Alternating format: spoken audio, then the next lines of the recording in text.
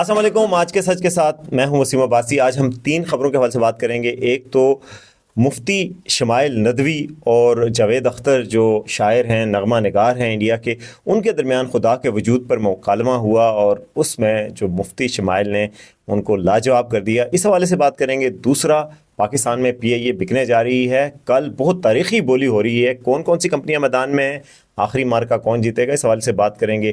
اور پنجاب میں جو پراپرٹی پروٹیکشن آرڈیننس معطل ہو گیا ہے, کیا اب عام آدمی قبضہ واپس کروانے میں وہی 20 سال لگیں گے, اس پہ بھی بات کریں گے. تو سب سے پہلے اس چینل کو آپ کریں سبسکرائب تاکہ ہم آپ کو بتائیں کہ یہاں ہو کیا رہا ہے اور کیوں ہو رہا ہے. اچھا جی, سب سے پہلے میں آپ کو وہ مفتی شمائل ندوی اور جاوید اختر کے درمیان جو انڈیا میں مباحثہ ہوا 20 تاریخ کو شام کو, بڑا وائرل ہے, تقریباً 2 گھنٹے کی ویڈیو بھی ہے, یوٹیوب پہ بھی ہے, اس پر بہت بحث ہو رہی ہے. اس میں جناب خدا کے وجود کے حوالے سے مباحثہ ہوا. انڈیا کے ایک مشہور جرنلسٹ ہیں, انہوں نے اس کو, تویدی صاحب, انہوں نے اس کو ماڈریٹ کیا بڑے اچھے انداز میں. دونوں نے گفتگو کی. بہت لوگ تھے, ہماری ایک جاننے والی بھی جرنلسٹ جو ہیں ماریہ شکیل, جو ہمارے ساتھ لندن میں فیلوشپ پہ بھی تھیں, وہ انہوں نے پہلا سوال بھی کیا تھا. اور جرنلسٹ بھی تھے, مفکرین بھی تھے, لوگ بھی تھے دونوں سائڈوں کے.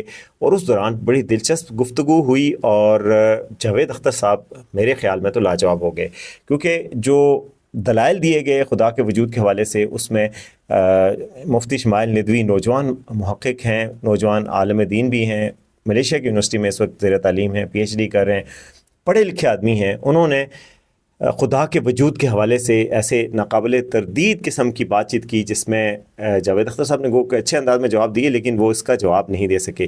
جاوید اختر صاحب نے جو ایک بات کی تھی, غزہ میں جو ظلم ہو رہا ہے, بچے مر رہے ہیں, اس حوالے سے اس کے جواب میں تھوڑی تشنگی ضرور نظر آئی. اور وہ اگر ان کو زیادہ ٹائم دیا جاتا تو شاید وہ جواب بھی دے پاتے پوری طرح, لیکن جواب دیا انہوں نے بھی.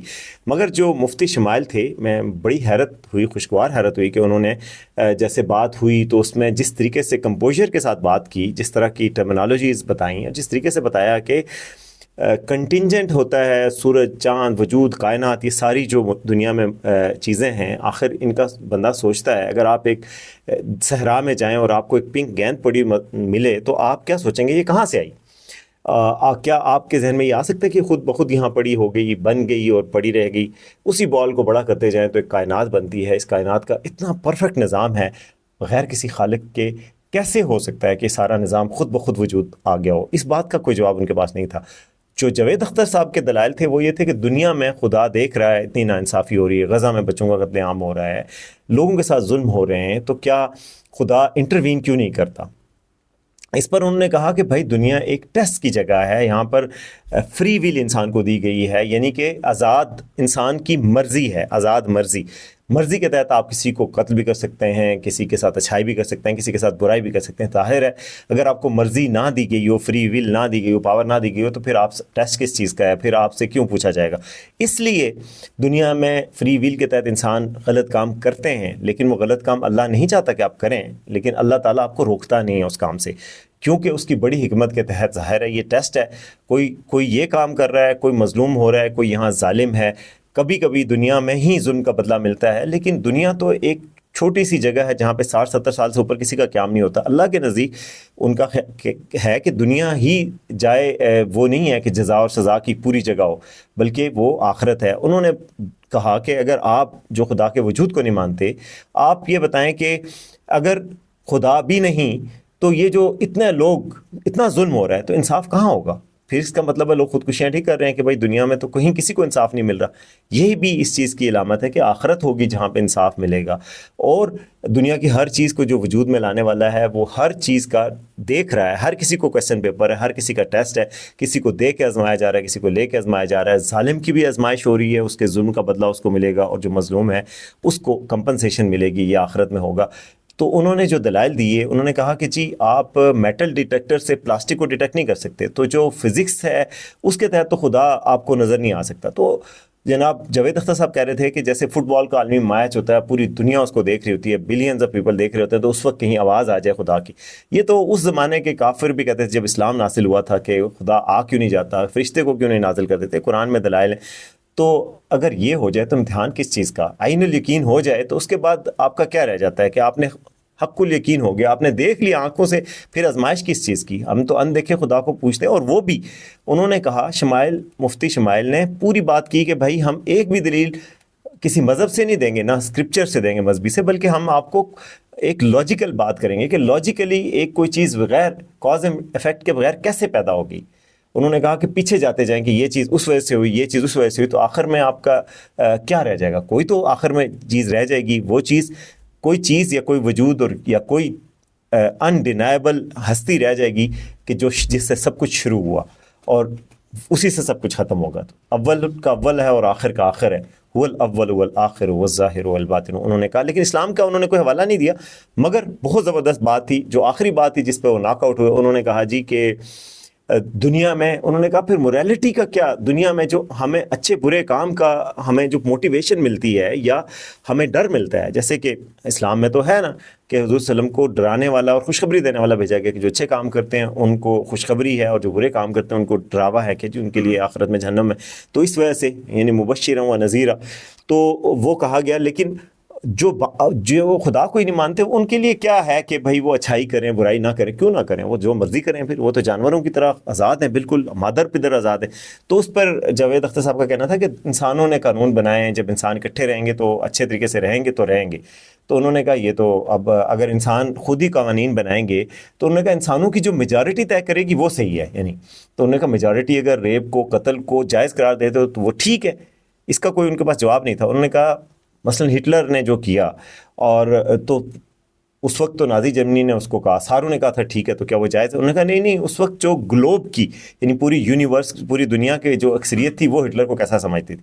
انہوں نے کہا پوری دنیا کی اکثریت اس کو غلط سمجھتی تھی. تو انہوں نے کہا کہ اگر پوری دنیا کی اکثریت صحیح ہوتی ہے تو پوری دنیا کی اکثریت تو خدا کے وجود کو صحیح مانتی ہے, تو پھر آپ اس کو کیوں نہیں مانتے؟ اس بات پر وہ بالکل ناک آؤٹ ہو گئے. تو بہرحال یہ بڑی دلچسپ ڈبیٹ ہے. سر آپ کی بات آ گئی, آپ یہ کہہ رہے ہیں کہ لوگ ڈیسائیڈ کریں گے کیا صحیح ہے کیا غلط ہے, یہی میجورٹی ڈیسائیڈ کرے گی کیا صحیح ہے کیا غلط ہے؟ بھائی بالکل. میجورٹی اگر یہ کہے کہ نازی جرمنی کے ساتھ جس طرح میجورٹی تھی کہ جینوسائیڈ کرنا صحیح, آپ جسٹیفائی کریں گے؟ اس وقت آپ کا یہ اس وقت پلانٹ پہ جو لوگ تھے ان میں کتنے لوگ ہٹلر کو صحیح سمجھتے؟ اچھا, پلانٹ کی میجورٹی طے کرے گی سوسائٹی کی نہیں, پلانٹ کی میجورٹی گاڈ کے ایگزسٹنس کو صحیح مانتی ہے, آپ کیوں نہیں مانتے؟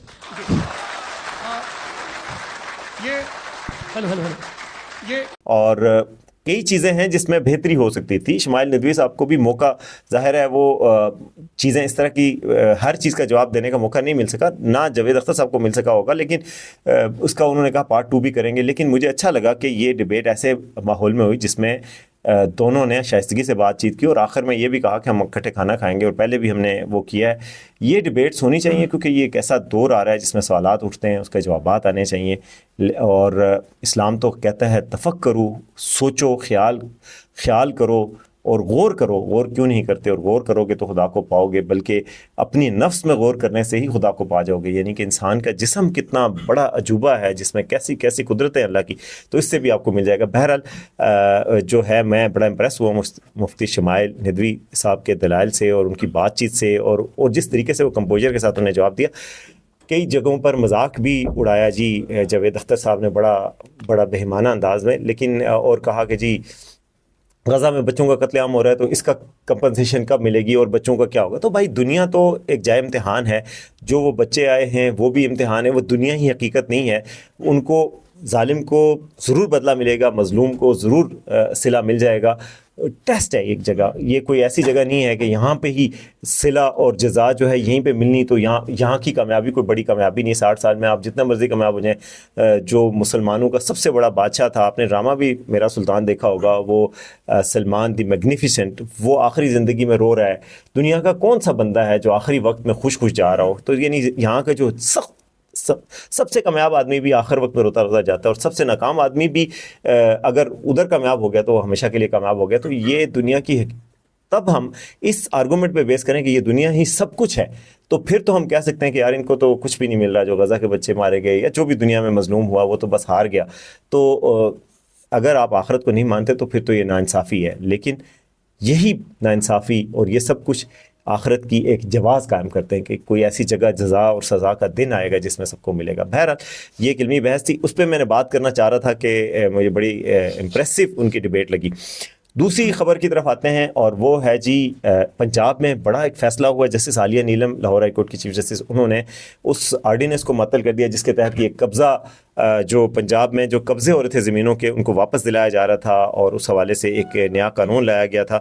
تو یہ قانون جو تھا وہ اس کے حوالے سے ایک بڑی وہ لوگوں کو بڑی مایوسی ہو رہی ہے کہ جی پنجاب میں جو پراپرٹی کا لا آیا تھا اس میں تو بڑا گیم چینجر لا آ گیا تھا کہ جی اگر آپ کے پاس کاغذ ہیں پراپرٹی کے, دوسری پارٹی آپ جا کے ایک ڈسپیوٹ ریزولوشن کمیٹی ہے اس کے پاس آپ آئیں گے اور اپنے کاغذ دکھائیں گے, وہ کمیٹی تحقیقات کرے گی. دوسری پارٹی آپ جس کے خلاف آپ کیس لا رہے ہیں وہ اپنے کاغذ لے کے آئے, وہ اپنا ریکارڈ چیک کریں گے اور ریکارڈ کے مطابق اگر وہ صحیح نکلے گی تو آپ کو قبضہ جس کا اصل حق ہوگا اس کو مل جائے گا.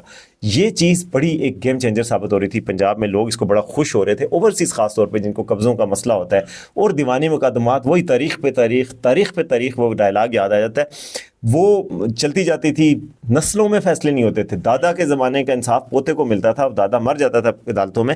وہ اب انہوں نے اچھا کیا تھا پنجاب پراپرٹی ایکٹ, جس کو Punjab protection of ownership of immovable property ordinance 2025 تھا. اس کا مقصد تھا قبضہ مافیا کے خلاف کارروائی, پراپرٹی تنازعات کا تیز حال. اس پہ بڑی خوش آئند ایک پیش رفت ہو رہی تھی. ڈسپیوٹ ریزولوشن کمیٹیز بنائی گئی تھی, DRCs, خصوصی عدالتیں بھی, اور اوورسیز پاکستانیوں کے کیسز کو ترجیح اس میں دی جا رہی تھی. انتظامیہ اور پولیس کو زیادہ اختیارات دیے گئے تھے. تو عدالت کے بغیر تنازعوں کو حل کرنے کا ایک نظام تھا. پیسے کی اور وقت کی بچت کا ایک مسئلہ تھا. اوور فیلڈ پاکستانیوں کے لیے جو سب سے زیادہ قبضے کا شکار ہوتے ہیں ان کے لیے تیز کارروائی کا ایک سسٹم بنا تھا. تو ٹرانسفر آف پراپرٹی ایکٹ 1882 کے بنیادی قانون تھا, اس کے مطابق یہ ہوا تھا. بہرحال اس قانون پہ عمل درآمد انہوں نے روک دیا. جسٹس عالیہ نیلم نے, ان کا کہنا تھا کہ جو معاملات عدالتوں میں, لوور عدالتوں میں چل رہے ہیں, آپ ان کا فیصلے آپ کر رہے ہیں تو آپ تو پورا آئین ہی بدل دیں گے آپ کو موقع ملے تو, اور آپ نے یہ قانون بنا دیا. اس پہ انہوں نے پھر ایک بڑی کمیٹی بنا دی ہے اور اس قانون کو معطل کر دیا ہے, جو بڑا سیٹ بیک ہے پنجاب گورنمنٹ کے لیے, مگر عام لوگوں کے لیے بھی بڑا سیٹ بیک ہے. اگر آپ اگر دونوں پارٹیوں کو بلا کے فیصلہ کیا جا رہا ہے تو یہ تو پھر ایک اچھی بات تھی, لوگوں کو انصاف مل رہا تھا. انہوں نے کہا جسٹس عالیہ نیلم نے کہ آپ سے رائمنڈ کی پراپرٹی بھی کوئی چھین لے گا یہ قانون رہا تو, لیکن کیسے چھین لے گا اگر آپ کے پاس ایک سسٹم موجود ہے اور ریمیڈیز موجود ہیں. دوسری بات یہ ہے کہ عدالتیں بھی تو پھر کوئی نظام وضع کریں کہ فیصلے جلدی کریں, 3 مہینے میں کریں, 6 مہینے میں کریں, سال میں کر لیں. یہ تو کوئی بات نہیں کہ آپ انصاف جو ہے عدالتیں بھی نہ دے سکیں اور حکومتیں بھی نہ دے سکیں. تو الٹیمیٹ سفرر تو لوگ ہوئے نا. تو اس لیے یہ ایک سیٹ بیک ہے میرے خیال میں, ایک لوگوں کے لیے بھی, اوورسیز پاکستانیز کے لیے بھی ایک بری خبر ہے. اب آتے ہیں جی آج کی آخری خبر کی طرف, اور وہ ہے پی آئی اے کی نجکاری. بہت تاریخی دن ہوگا کل جی, کہ پی آئی اے جو پاکستان کی فلیگ کیریئر تھی, فلیگ شپ ایئر لائن تھی, اس کی بالآخر اس کے بیچنے کا فیصلہ ہو گیا. اور اس میں جی 3 کنسورشیمز کل شرکت کریں گے. پہلے 4 کنسورشیم نے شرکت کرنی تھی. لکی گروپ ہے, RF حبیب گروپ ہے, فوجی فرٹیلائزر تھا اور ایئر بلو کمپنی تھی. مگر اب جو ہے فوجی فرٹیلائزر یا فوجی فاؤنڈیشن وہ اس بیڈنگ سے آؤٹ ہو گئی ہے. یہ بالکل کنفرم بات ہے. میں نے خود پرائیویٹائزیشن کمیشن کے پرائیویٹائزیشن کے جو منسٹر ہیں محمد علی صاحب, ان سے بات کی, انہوں نے کنفرم کیا کہ فوجی اب اس میں نہیں ہے. یہ کہا جا رہا ہے کہ فوجی فاؤنڈیشن جو ہے وہ بعد میں جو ونر پارٹی ہوگی اس کے ساتھ جوائن کر سکے گی. تو 75% سٹیک جو ہے پی آئی اے کے وہ بیچے جائیں گے, اور 25% جو ہے وہ بعد میں بیچے جائیں گے. ان کا 12% زیادہ قیمت پر, جو بیڈنگ کی کل بولی لگے کہ اس سے 12% زیادہ قیمت پر کل وہ بیچے جائیں گے. کل لائیو ہوگی, کل 3 بجے اس کی بولیاں کھولی جائیں گی, 10 بجے پروسیس شروع ہو جائے گا, ٹی وی پہ آئے گا, سرینا میں ہو رہا ہے. میرے خیال میں بہت اچھی پیش رفت ہے. پی اے کو $2.5 ارب کا نقصان ہو چکا تھا. اس میں بھرتیاں کی گئیں اوور دا ایئرز. یہ پاکستان, یہ دنیا کی بہترین ایئر لائنوں میں سے ایک شمار ہوتی تھی. پاکستان میں شیور مرغی جو ہے, شیور مرغی پی اے لے کے آئی تھی کہ تاکہ ایک سائز کی بوٹیاں سب کو ملیں, ایک سائز کے انڈے ملیں. وہ باہر سے شیور لائے, اور آج جو پولٹری انڈسٹری قائم ہوئی ہے پاکستان میں وہ پی اے لائی تھی. پی اے کا کچن مشہور ترین ہوتا تھا. پی اے کے ایئر ہوسٹس کی جو یونیفارم ہے وہ ڈیزائن ہوتی تھی باہر فرانس میں. میں اس وقت اشتہار دیکھتا تھا کہ بہت زبردست ایئر لائن تھی. ایمریٹس ایئر لائن کو, دنیا کی گلف کی جدید ایئر لائنس کو پی اے نے ٹریننگ دے کے کھڑا کیا. پی اے کے پائلٹس گئے تو, اور سنگاپور ایئر لائنس کو یہاں سے ٹریننگ ملی, اور وہ دنیا کی بہترین ایئر لائنیں بن گئیں. اور پی اے جو بالکل ورسٹ پوزیشن پہ آ گئی, کیونکہ اس میں سیاسی بنیادوں پہ بھرتیاں کی گئیں, بوجھ زیادہ ہو گیا, سفید ہاتھی بن گیا. اور اس کو اربوں کا نقصان ہر مہینے ملک کے خزانے کو پہنچ رہا تھا. اب یہ اچھا کوئی گروپ لے لے اگر اس کو, مثلا لکی گروپ ہے, کوئی اور گروپ ہے, لکی گروپ جو ہے لکی کور انڈسٹری, لکی سیمنٹ, بہت بڑا گروپ ہے پاکستان کا, محمد علی ٹبا اس کے سربراہ ہیں, اور میں سمجھتا ہوں کہ وہ بڑے, میں جو کمپنیوں کو دیکھا ہے پاکستان میں one of the best companies جو ہے وہ ان کی کمپنی ہے. اور بھی ہیں, عارف حبیب گروپ بھی بیچ میں آ رہا ہے, ایئر بلو بھی آ رہی ہے, جو بھی ایئر لائن آئے گی, جو بھی پرائیویٹ آئے گا, وہ جب اس کے سارے سٹیکس اس کے ہوں گے, جب سیٹ سنبھالے گا تو سیٹ جو ہے خرچے بھی بچائے گا, سیٹ اس کو اکنامیکل بھی کرے گا, سیٹ اس کو کمپیٹیٹیو بھی بنائے گا, تو وہ ہمارا فلیگ کیریئر جو ہے وہ بہتر حالت میں ہوگا. ظاہر ہے گورنمنٹس کا کام بزنس کرنا نہیں ہے, تو یہ پرائیویٹائزیشن ایک اچھی چیز ہے, اچھی پیش رفت ہے. میری بہت سارے لوگوں سے بات ہوئی جو سارے جو ناقدین بھی ہیں اس حکومت کے, وہ سمجھتے ہیں کہ یہ پروسیس شفاف ہوگا, کیونکہ اس میں SIFC کی بھی دلچسپی ہے, اسٹیٹ کے اداروں کی بھی, فوج کی بھی دلچسپی ہے کہ اچھے طریقے سے یہ کام ہو جائے. یہ پاکستان کی معیشت کے لیے ایک اچھی پیش رفت ہوگی. تو یہ بڑا خوشائند خبر ہوگی کل اگر ہوتی ہے. تو یہ کون سا گروپ کر لینے میں کامیاب ہوتا ہے یہ ہم کل آپ کو بتائیں گے, لیکن یہ ایک اچھی پیش رفت ہے جس کا ہم خیر مقدم کرتے ہیں. دیکھتے رہیے آج کا سچ.